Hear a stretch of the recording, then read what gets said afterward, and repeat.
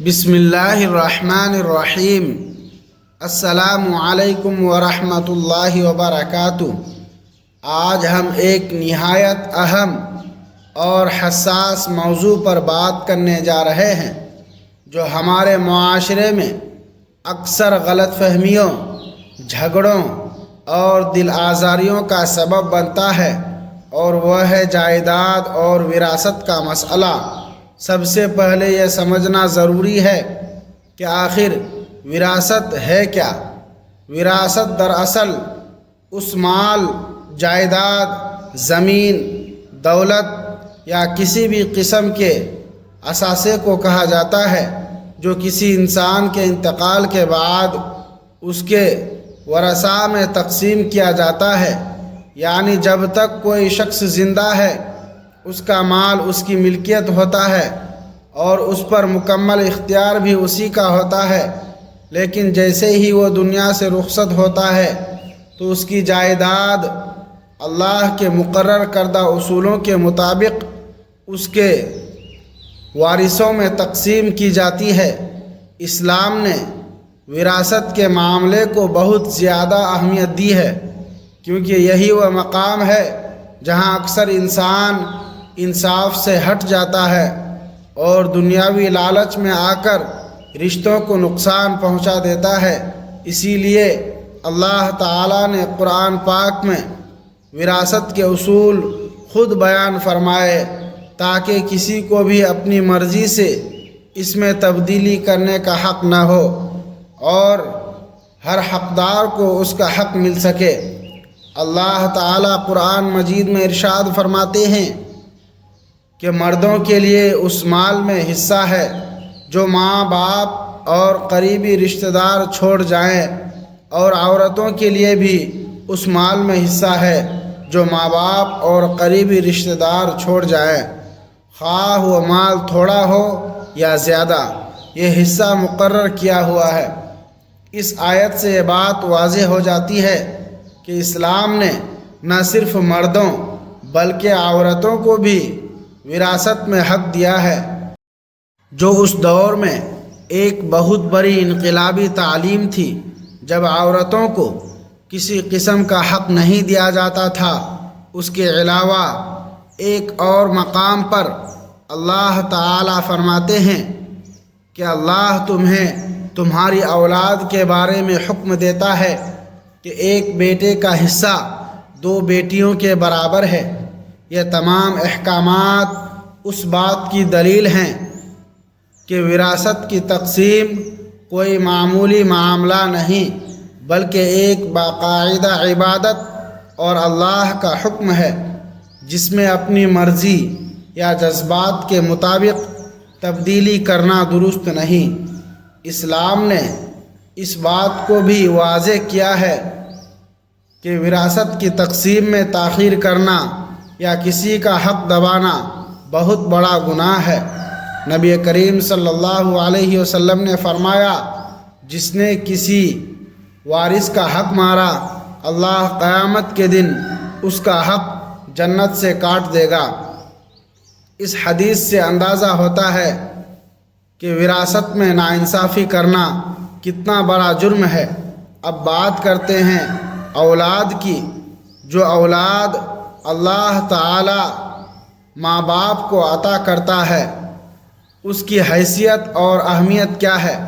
اولاد دراصل اللہ کی بہت بڑی نعمت اور امانت ہوتی ہیں۔ ماں باپ اپنی پوری زندگی محنت کر کے، تکلیفیں اٹھا کر، اپنی خواہشات کو قربان کر کے اپنے بچوں کو پالتے ہیں، ان کی تعلیم و تربیت کرتے ہیں اور انہیں ایک اچھا انسان بنانے کی کوشش کرتے ہیں۔ قرآن پاک میں کئی مقامات پر اولاد کو زینت قرار دیا گیا، لیکن ساتھ ہی یہ بھی فرمایا گیا کہ ایک آزمائش بھی ہے، یعنی اولاد کا ہونا خوشی کی بات ہے لیکن اس کے ساتھ ذمہ داری بھی جڑی ہوئی ہے۔ اسی طرح اولاد پر بھی والدین کے حق بہت زیادہ ہیں۔ نبی کریم صلی اللہ علیہ وسلم نے فرمایا، جنت ماں کے قدموں کے نیچے ہے، اور ایک اور حدیث میں فرمایا کہ باپ جنت کے دروازوں میں سے بہترین دروازہ ہے۔ ان احادیث سے یہ واضح ہوتا ہے کہ والدین کی خدمت اور ان کی عزت کرنا کتنا اہم ہے۔ جب تک والدین زندہ ہوتے ہیں ان کا احترام، ان کی اطاعت اور ان کے ساتھ حسن سلوک کرنا اولاد کی اولین ذمہ داری ہے۔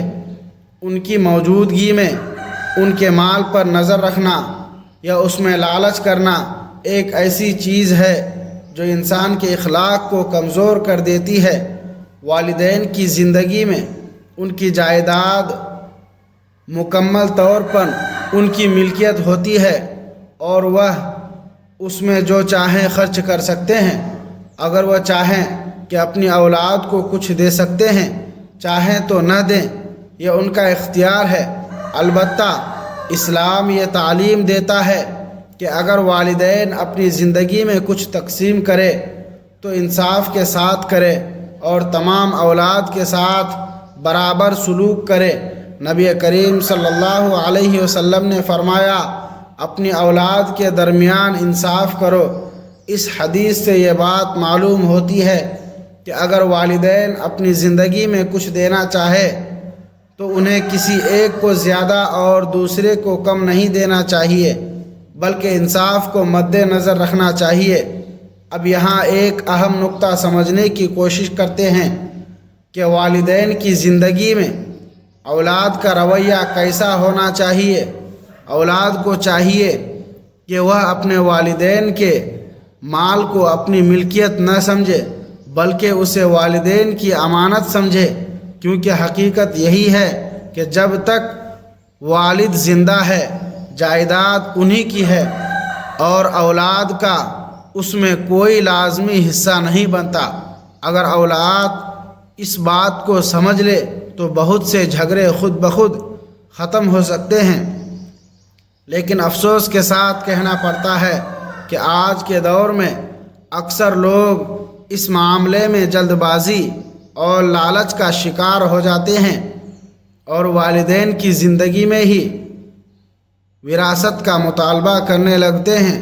اب بات کرتے ہیں اس اولاد کے بارے میں جو اپنے والدین سے حصہ مانگتی ہے، یعنی جائیداد یا وراثت میں سے اپنا حق طلب کرتی ہے۔ اسلام اس بارے میں کیا کہتا ہے؟ سب سے پہلے یہ بات ذہن میں رکھنی چاہیے کہ وراثت کا حق صرف اس وقت پیدا ہوتا ہے جب کسی شخص کا انتقال ہو جائے۔ اس سے پہلے وراثت کا کوئی تصور نہیں ہوتا۔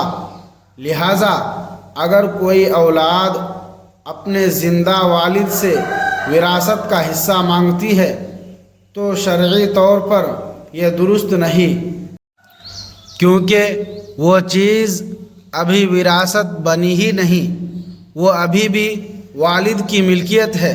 البتہ اگر اولاد ادب اور احترام کے ساتھ اپنے والد سے کسی مالی مدد کی درخواست کرے یا کسی ضرورت کے تحت کچھ مانگے تو یہ ایک الگ بات ہے، لیکن اسے وراثت کا حق سمجھ کر مانگنا درست نہیں۔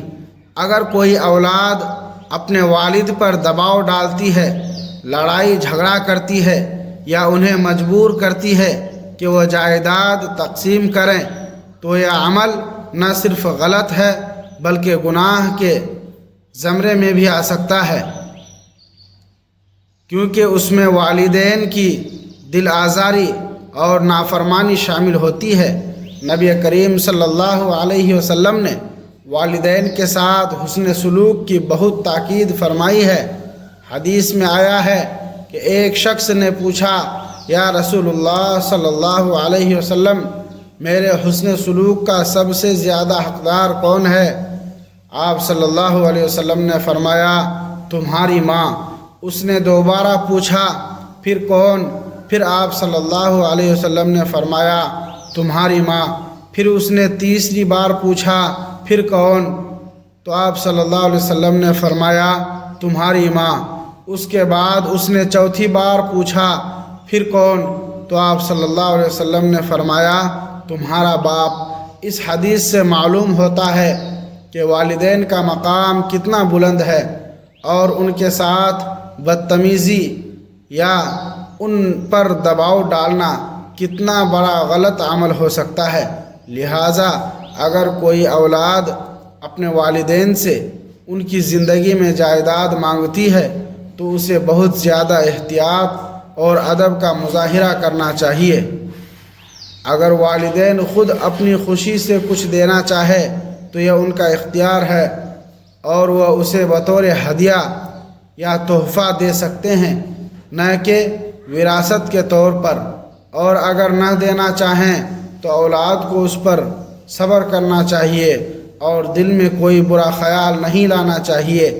آخر میں یہی کہا جا سکتا ہے کہ اسلام نے وراثت کے معاملے کو نہایت خوبصورتی اور انصاف کے ساتھ بیان کیا ہے، لیکن اس کے ساتھ ساتھ والدین کے حق کو بھی بہت زیادہ اہمیت دی ہے۔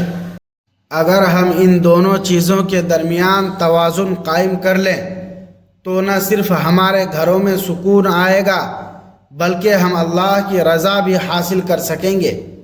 اللہ تبارک و تعالی ہمیں نیک اولاد بننے کی توفیق عطا فرمائے، ہمارے دلوں میں والدین کے لیے محبت، احترام اور فرما برداری پیدا فرمائے، اور ہمیں اپنے ماں باپ کی خدمت کرنے کی طاقت دے۔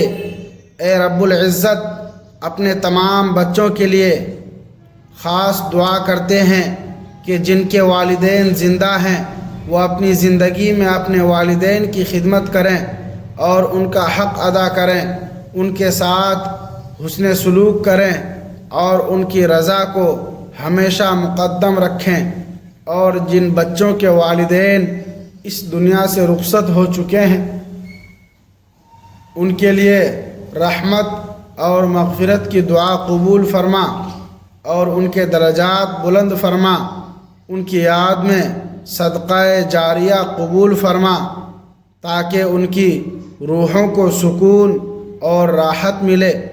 اے اللہ، ہمیں اور ہماری اولاد کو والدین کی خوشنودی حاصل کرنے کی توفیق عطا فرما اور ہمارے گھروں کو رحمت، سکون اور محبت سے بھر دے۔ پیارے ناظرین، یہ ویڈیو بہت ہی معلوماتی اور اہم ہے اور یہ ہر گھر تک پہنچنی چاہیے، ہر بیٹے ہر بیٹی تک، تاکہ ہر شخص کو والدین کے حقوق، وراثت کے اصول اور خدمت والدین کی اہمیت کے بارے میں صحیح علم حاصل ہو سکے۔ اس لیے آپ سب سے گزارش ہے کہ اس ویڈیو کو لائک کریں اور دوسروں تک شیئر کریں تاکہ آپ کی وجہ سے کسی دوسرے کی زندگی میں یہ نیکی پہنچ جائے اور آپ کو بہت زیادہ ثواب ملے۔ اس ویڈیو کو دیکھنے اور دوسروں تک پہنچانے سے نہ صرف علم کی روشنی پھیلتی ہے بلکہ اللہ تعالیٰ کی محبت اور اجر بھی حاصل ہوتا ہے۔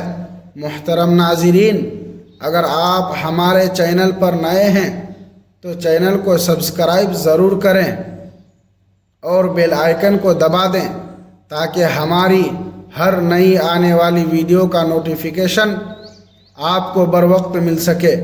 اللہ تبارک و تعالی تمام کا حامی و ناصر